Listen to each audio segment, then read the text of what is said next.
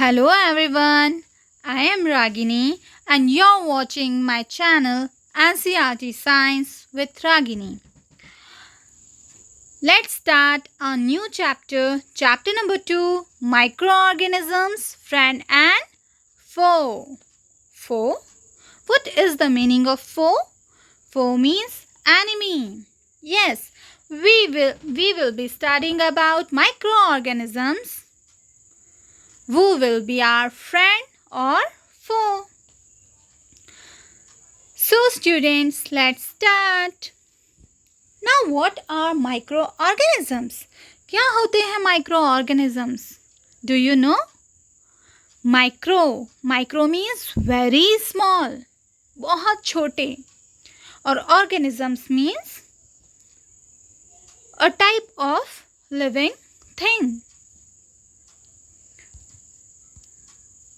The living organisms which cannot be seen with the naked eye and can only be observed through a microscope are called microorganisms or microbes.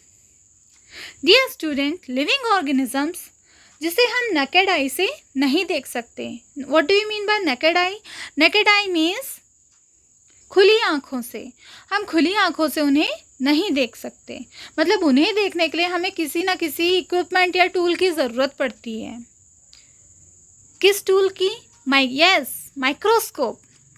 उन्हें हम सिर्फ microscope की help से देख सकते हैं. ऐसे ऑर्गेनिजम्स को ही हम माइक्रो ऑर्गेनिजम्स कहते हैं या फिर इन्हें माइक्रोब्स भी कहा जाता है क्योंकि ये बहुत ही नन्हे, बहुत ही सूक्ष्म होते हैं. आप इमेजिन भी नहीं कर सकते कि आपके घर में कौन से सरफेस पे कितने माइक्रो ऑर्गेनिजम्स होते हैं क्योंकि हम नेकेड आई से उन्हें नहीं देख सकते. Now there are two types of micro organisms. One is unicellular micro organisms and other is multicellular organisms. Unicellular organisms means single-celled organisms. Single-celled. Unicellular, uni means one and cellular means celled.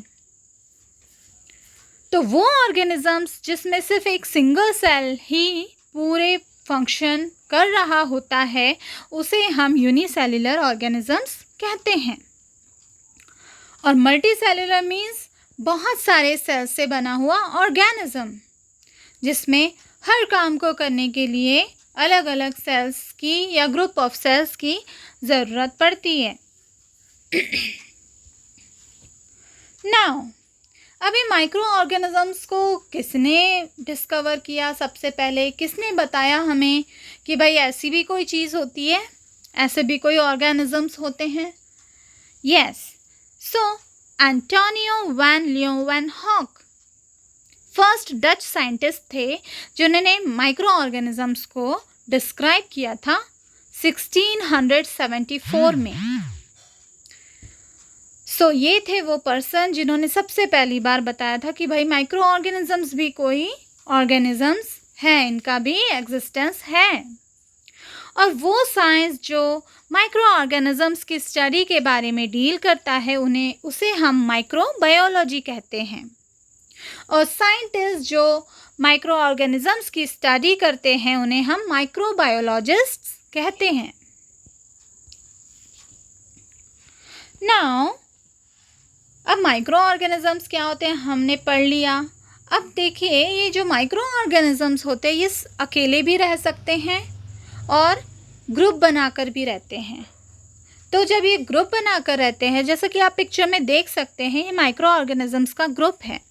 तो जब ये group बनाकर रहते हैं तो उस group को हम कॉलोनीज़ कहते हैं, माइक्रो ऑर्गेनिजम्स की कॉलोनीज़. सो इस तरह से वो अपनी कॉलोनीज़ बनाकर रहते हैं. और ये स्टूडेंट्स ये किसी भी क्लाइमेटिक कंडीशन में रह सकते हैं. हाई टेम्परेचर पे रह सकते हैं, जहाँ पे बहुत ज़्यादा ठंड पड़ रही होती है वहाँ पर भी रह सकते हैं. अब माइक्रो ऑर्गेनिजम्स कहाँ कहाँ रह सकते हैं? ये एयर में होते हैं, वाटर में होते हैं, सॉइल में होते हैं, डेड और डिकेइंग ऑर्गेनिजम्स में होते हैं, जो मर चुके सड़े गले ऑर्गेनिजम्स होते हैं उन पर भी हो जाते हैं। ड्राउट्स, जहाँ बहुत ज़्यादा सूखा होता है, पानी की कमी होती है, दरारें पड़ जाती है, वहाँ पर भी ये एग्जिस्ट करते हैं। हॉट वाटर स्प्रिंग्स, गर्म पानी का जो स्प्रिंग होता है वहाँ पर भी ये एग्जिस्ट करते हैं। डेजर्ट्स, रेत वाला रेत वाला इलाका है ना, लाइक राजस्थान में जहाँ पे बहुत सारे डेजर्ट, सहारा डेजर्ट्स होते हैं, थार डेजर्ट्स, सो वहाँ पर भी ये एग्जिस्ट करते हैं। पोलर रीजन्स, जहाँ बहुत ज़्यादा ठंड पड़ती है, हमारा साउथ पोल, नॉर्थ पोल, जहाँ पे बहुत ज़्यादा ठंड पड़ती है, वहाँ पर भी ये एग्जिस्ट करते हैं। मार्शी लैंड्स, मार्शी लैंड्स जो दलदल वाला इलाका होता है, वहाँ पर भी ये एग्जिस्ट करते हैं। और ये हर काइंड के एनवायरनमेंट में मिल जाते हैं हमें। कैसा भी एनवायरनमेंट हो, गर्म हो, ठंडा हो, या कैसा भी एनवायरनमेंट हो, ये एग्जिस्ट करते हैं, हमें कहीं ना कहीं मिल ही जाते हैं। टेम्परेचर की एक्सट्रीम कंडीशंस में भी ये एग्जिस्ट करते हैं, सरवाइव कर जाते हैं। एक्सट्रीम एनवायरमेंटल कंडीशन में भी ये सरवाइव कर पाते हैं।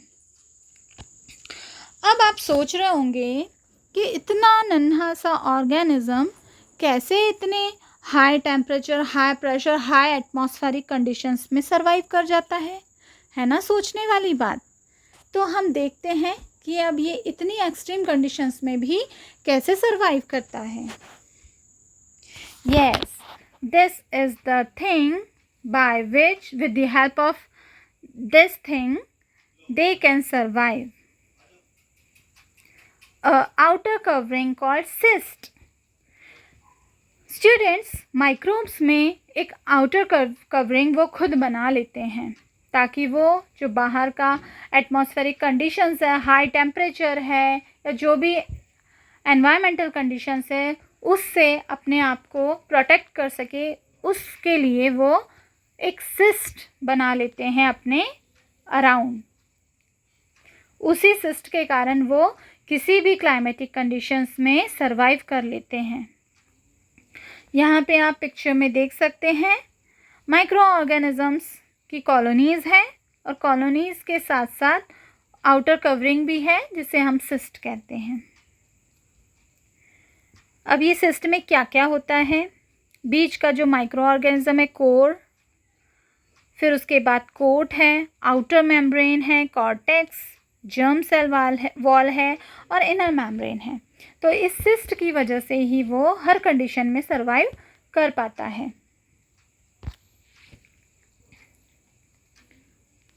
Now groups of microbes. अब माइक्रो ऑर्गेनिजम्स के भी ग्रुप्स होते हैं, मतलब इनके भी टाइप है, अलग अलग टाइप के हमें माइक्रोब्स देखने को मिल जाते हैं। अब ये कौन कौन से होते हैं? Yes, first is bacteria, singular is bacterium. Algae, singular is alga. Protozoa, singular is protozoan. Fungi, singular is fungus. Viruses, and singular is virus. Students, अभी जो हम 2 साल से लॉकडाउन झेल रहे हैं, हम इस कंडीशन में सरवाइव कर रहे हैं, क्या आपको पता है किसकी वजह से? Yes, because of SARS corona virus, a type of micro organism. और जैसा कि हमने बस थोड़ी देर पहले मैंने आपको बताया कि ये हर कंडीशन में सरवाइव कर पाता है ना? कैसे सरवाइव कर पा रहा है? वो अपने आउटर कवरिंग बना लेता है, सिस्ट, जिसके वजह से वो हर एटमॉस्फेरिक कंडीशन, हर क्लाइमेटिक कंडीशन में सरवाइव कर पा रहा है। तो अब आगे का जो पार्ट है इस चैप्टर का, उसमें हम देखेंगे इन सारे ग्रुप्स को अलग अलग इंडिविजुअली स्टडी करेंगे। बैक्टीरिया का ग्रुप, एल्गी का ग्रुप, प्रोटोजोआ का ग्रुप, फंगी का ग्रुप, और वायरस का group. So till then, bye bye, take care, stay home, stay safe, and please students, अगर आप मुझे सपोर्ट करना चाहते हैं, अगर आपको मेरा वीडियो पसंद आया तो please like, subscribe and share my channel. Thank you everyone and have a good day.